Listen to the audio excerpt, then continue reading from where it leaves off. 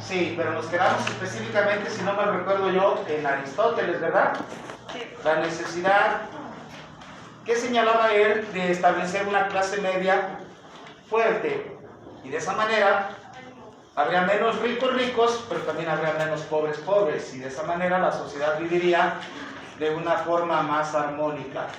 Y decíamos, aunque ya con prisa me estoy acordando que nos dieron el timbre, pues que Aristóteles de alguna manera pues le daba el clavo en una fórmula que si los gobernantes de nuestros tiempos la pudieran aplicar constantemente, pues muchos estarían bien evaluados. Porque decíamos que si a nosotros nos dicen que vamos a tener nuestra casa propia, no vamos a tener tantos problemas con la tarjeta de crédito, vamos a tener trabajo seguro, vamos a ganar más o menos, pues todo el mundo quisiéramos estar ahí, ¿verdad que sí? Y le firmábamos a Aristóteles, pues que ahí nos estuviera en esa clase media. Bien, para continuar con la cuestión histórica, se salía de irme para allá. Para continuar con la cuestión histórica, vamos a continuar con un aspecto importante en la historia. ¿Sí? Ya estuvimos hablando de la Grecia, pero hay, en contrapartida con Grecia, casi siempre hay que hacer el comparativo con Roma, porque Roma es otra civilización muy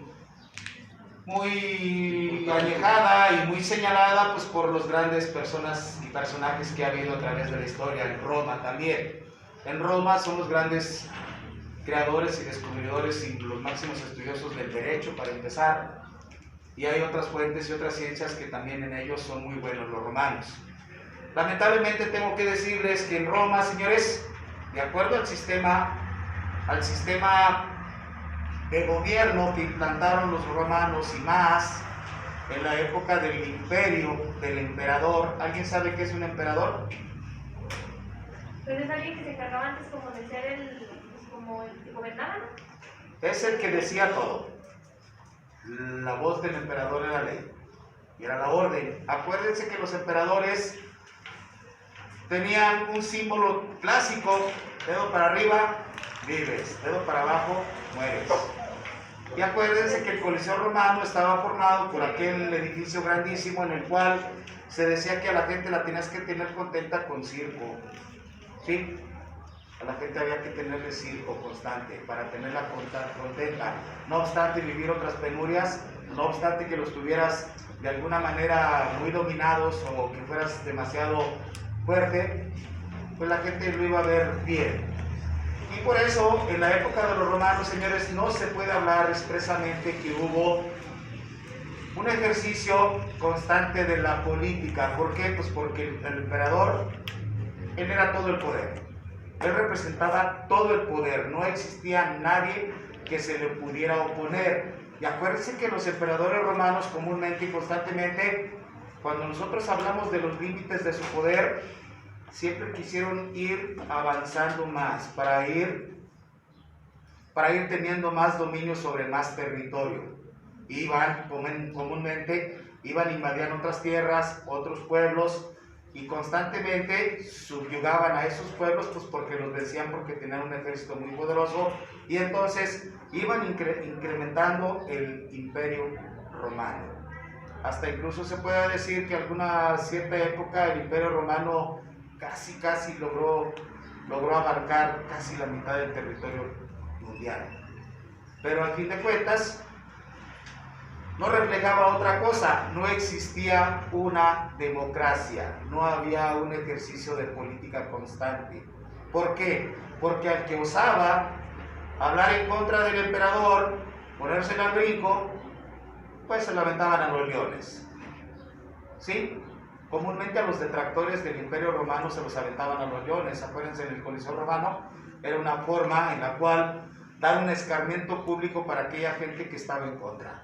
Las épocas del Imperio Romano, señores, había una situación bien establecida, bien clara. Las clases de personas era muy común. Las mujeres no valían nada, no tenían ningún valor. En los hombres había esclavos, o había gente que había podido ser considerada como ciudadana. Ciudadana era la gente que tenía todos sus derechos. y había gente que no era ciudadana porque no tenía todos sus derechos, y había gente que al ser ciudadano, si llegaba a cometer alguna falta, lo rebajaban y lo bajaban hasta ser esclavo o hasta no ser ciudadano. Por lo tanto, comúnmente en las épocas de los romanos no había participación del pueblo en democracia. Las decisiones las tomaba el emperador. ¿Estamos de acuerdo?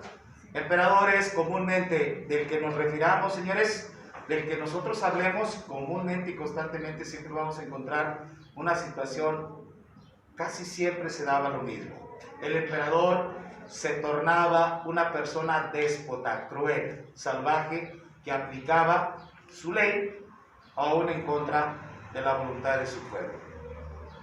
Desde las épocas de los emperadores, señores, acuérdense, desde aquellas épocas ya se establecían los impuestos, la gente le debía pagar impuestos al emperador. Por ejemplo, ellos tenían los famosos recaudadores que se encargaban de cobrar los impuestos. Y de todas maneras, podemos constatar que la democracia no existía en las épocas de los romanos. ¿Sí? ¿Hay alguna pregunta al respecto? ¿Alguien puede leer los apuntes para constatar eso que acabo de decir? Usted, compañera. Dice, más adelante en Roma no se produce una ciencia política propiamente dicha, puesto que el imperio, como sabemos, era un poder absoluto y totalitario.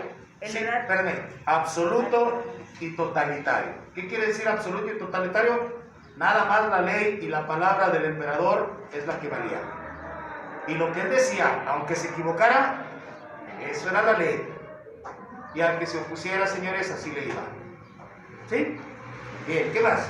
En la Edad Media predominan las explicaciones teológicas de la autoridad y es Santo Tomás el primero que, fundándose en los textos aristotélicos, realiza un análisis de ciertas realidades políticas. ¿Se acuerdan ustedes históricamente que en la Edad Media comenzaron a aparecer las famosas formas de gobierno que estaban basadas en los reyes? ¿Y se acuerdan ustedes los reyes en qué basaban su descendencia? De un tronco común, de una sangre especial o de un mandato divino. Yo gobierno y soy rey porque Dios así me lo designó, así me lo asignó, y mi familia tiene que preservar el trono y tenemos que seguir siendo el mismo trono quien sigamos reinando. Por eso en aquel tiempo, para preservar el mismo tronco común y para seguir siendo reyes, era común que se casaran entre hermanos y entre primos. ¿Y eso? ¿Cómo? De ahí salieron los norteños. ¿Cuáles son los norteños? Del norte del país, de Monterrey. Que se casan entre primos. Aquí en México. ¿Sí? Bueno, pues en la Edad Media, señores, los reyes comúnmente se casaban entre parientes para preservar el tronco en la misma sangre. Y acuérdense que en la Edad Media también tuvimos épocas en las cuales muchas decisiones estaban fundamentadas en designios teológicos. La religión tuvo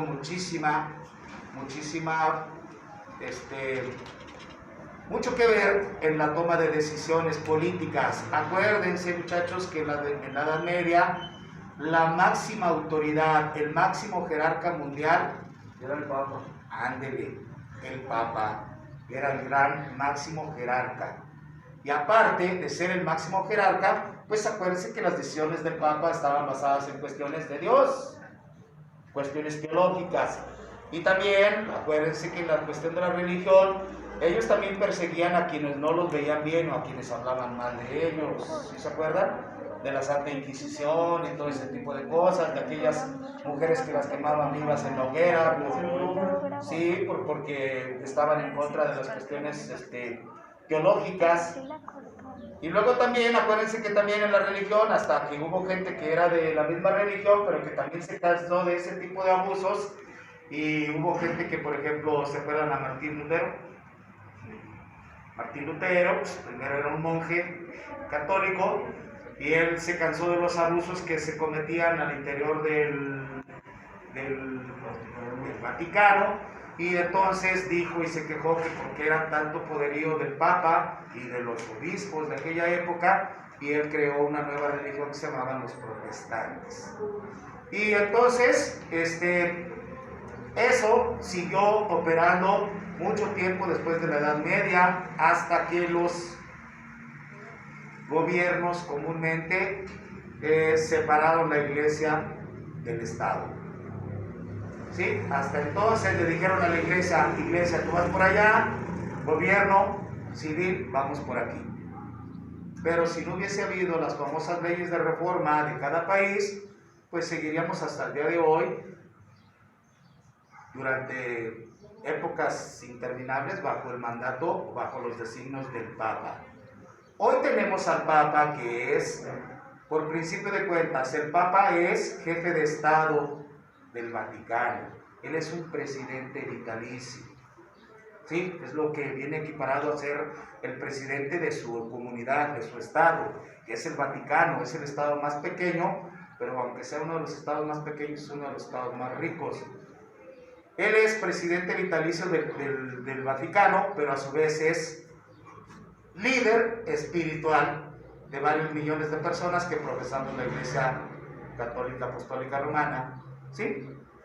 Y así como hay el Papa, pues hay otros jerarcas de otras religiones, a fin de cuentas.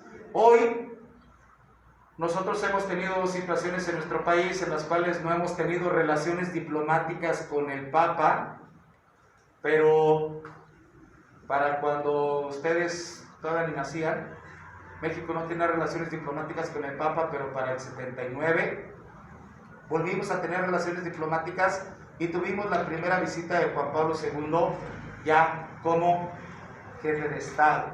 Y acuérdense que cuando es visita de Estado y entre jefes de Estado se le tiene que recibir y se le tiene que dar el trato de un jefe de Estado.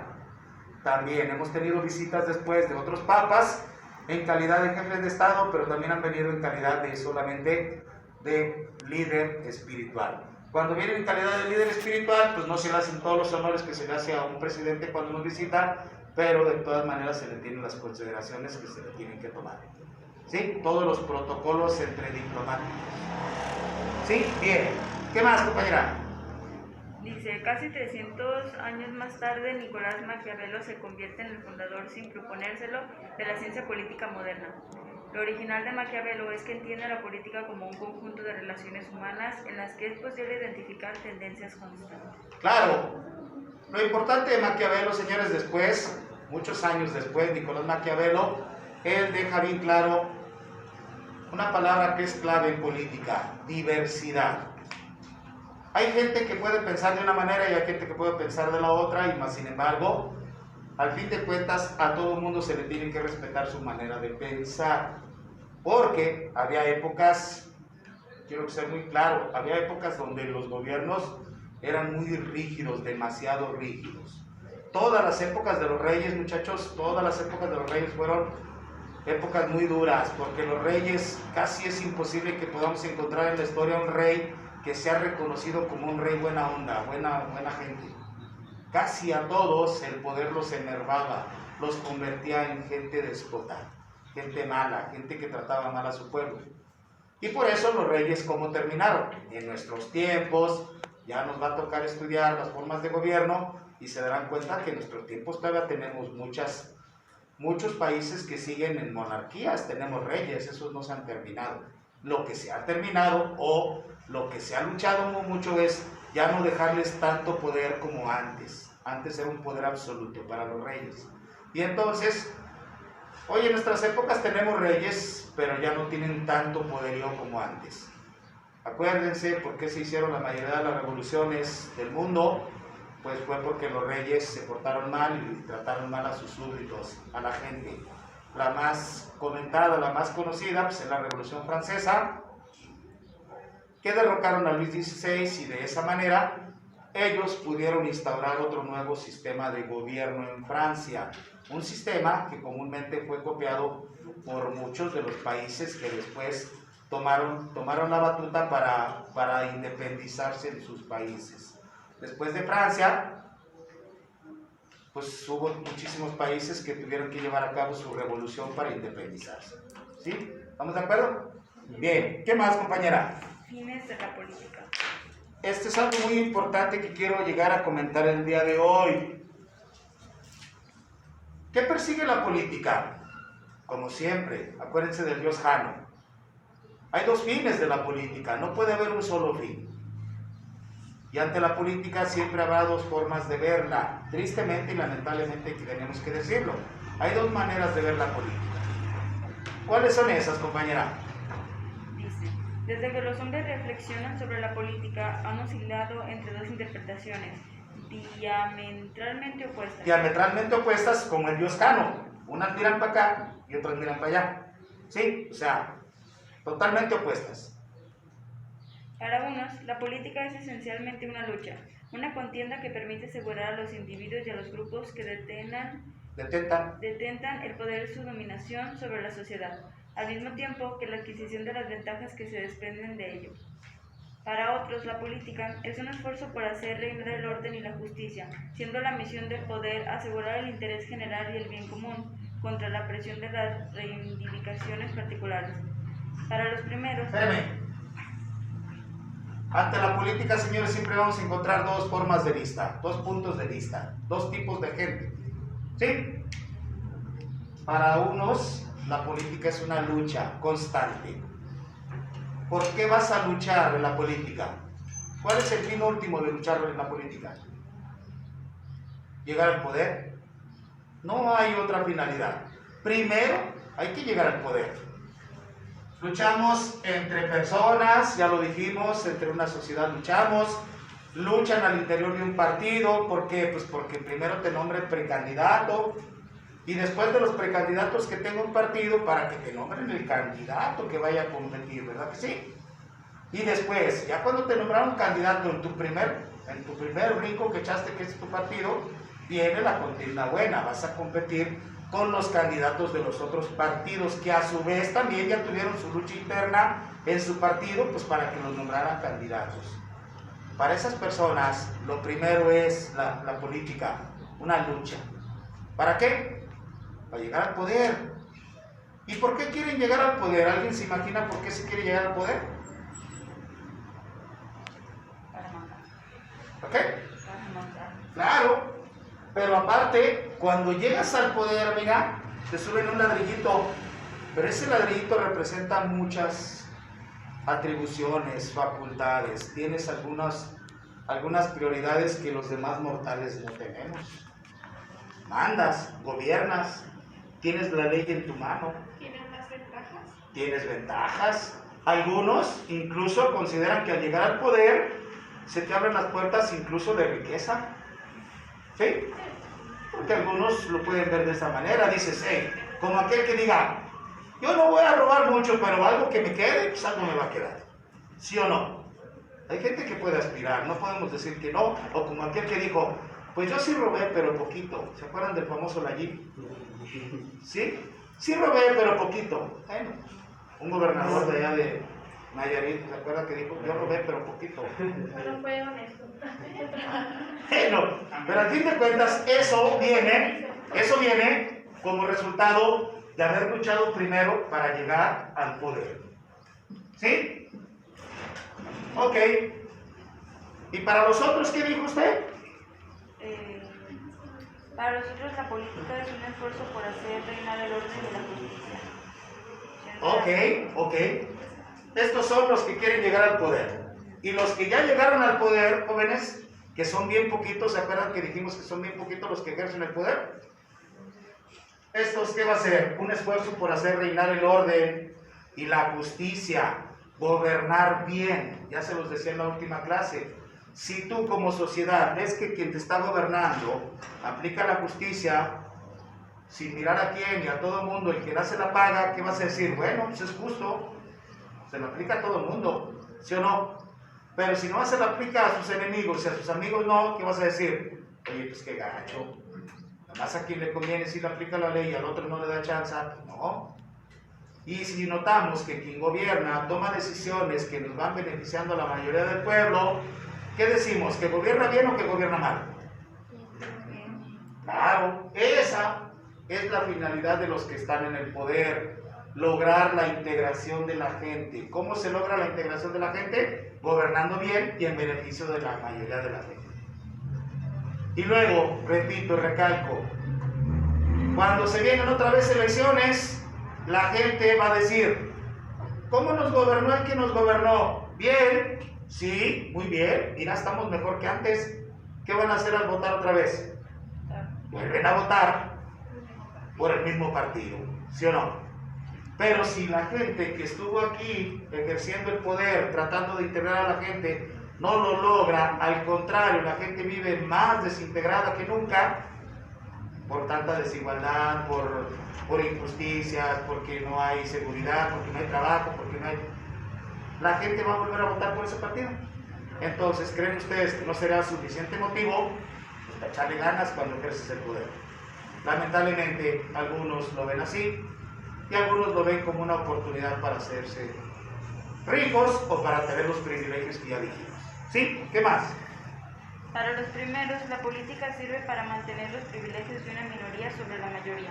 Para los segundos, es un medio de realizar la integración de todos los individuos en la sociedad y de crear la ciudad perfecta de la que hablaba Aristóteles. Sí, para estos, los que es la lucha, señores. Y aquí lo paradójico de este asunto. Fíjense, lo paradójico de este asunto, siempre luchas, siempre compites por llegar al poder, pero en cuanto llegas al poder te conviertes en los de acá, ¿sí o no? ¿Sí? Siempre compites. Y siempre que estás aquí, estás a gusto y dices tú, no, es que los que están en el poder no lo están haciendo bien, a mí denme chance, yo quiero participar. Y cuando ya ganas, resulta que ya no eres de los que luchan porque ya te convertiste en el grupo y en el club selecto de los que gobiernan. Y el que gobierna, señores, a su vez quiere volver a regresar a luchar. No, él quisiera perpetuarse en el poder. Esa es una de las finalidades de todos los partidos políticos, muchachos, no, que no les mientan. Todos quisieran gobernar por siempre en el poder. ¿Cuál partido y cuál candidato dice, pues a mí ya me dieron mi chance a mis 3 años, yo, ay, muere, la política ya no me interesa, yo ya me retiro? No, comúnmente el que ya gustó del poder, quiere seguir en el poder. ¿Sí estamos de acuerdo? Pero lo malo que te digo, tanto luchaste por llegar al poder, que después te conviertes en el grupo selecto de los que gobiernan. ¿Sí? ¿Qué más? Dice, la adhesión a una u otra tesis se encuentra en parte condicionada por la situación social. Las personas y las clases oprimidas, insatisfechas, pobres, desgraciadas, no pueden estimar que el poder asegurar un orden real, sino únicamente en caricatura del poder, tras la cual se oculta la dominación de los privilegiados. Para ellos la política es lucha. Las personas y las clases acomodadas, ricas, satisfechas, encuentran que la sociedad es armoniosa y que el poder garantiza un orden auténtico. Para estos la política es integración. Sí, lamentablemente tenemos que decir, para las gentes insatisfechas, pobres, abandonadas, que no les dan oportunidades, ellos siempre van a decir que el gobierno no lo está haciendo bien, ¿verdad que no? Y a su vez ellos quisieran llegar allá. Nada más que hay que decir una cosa, no es requisito, ni tampoco es una ley que siempre se cumpla, pero si ustedes se fijan, quien compite por un puesto de elección popular, comúnmente, no quiere decir que siempre, comúnmente es gente que tiene capacidad económica. ¿Sí? Y hay veces que eso obra en su favor y hay veces que eso obra en su contra, porque hay gente que dice, pues hay que votar por él porque no tiene necesidad, tiene negocios, es rico, ese no va a robar. Y hay veces que dicen, aguas con este porque este es pobre, y al llegar al poder, y viendo las riquezas del poder y las virtudes del poder, pues a lo mejor va a querer sacar ventaja. Por eso, siempre vamos a encontrar entre la política 2 formas de verlo. Los que quieren llegar al poder y los que cuando ya están en el poder, pues tratan de hacer que las cosas parezcan que todo está bien, que las cosas están haciéndose bien, para que la gente se integre y para que la gente estime que quien los gobierna bien. ¿Han escuchado alguna vez algún gobernante, algún presidente municipal, algún gobernador, algún presidente de la República decir, no, pues sí, la verdad es que sí, me equivoqué, la regué al tomar esta decisión y ¿saben qué? Pues me disculpo porque la regué. O ¿saben qué? La verdad es que soy muy malo para tomar decisiones y mis decisiones están afectando al pueblo. ¿Algún presidente va a decir eso? Yo no escucho que dicen, tengo otros datos. Ah, bueno, pues es otra situación, pero ¿has escuchado un presidente que diga, sí, es cierto, me equivoqué en esta decisión que tomamos y afectó a todo el pueblo, pero vamos a tratar de ayudarles de alguna otra manera? No. Los presidentes, es más, desde los candidatos. Ya vendrán con ustedes a visitar los candidatos, ay, no nos va a tocar. No.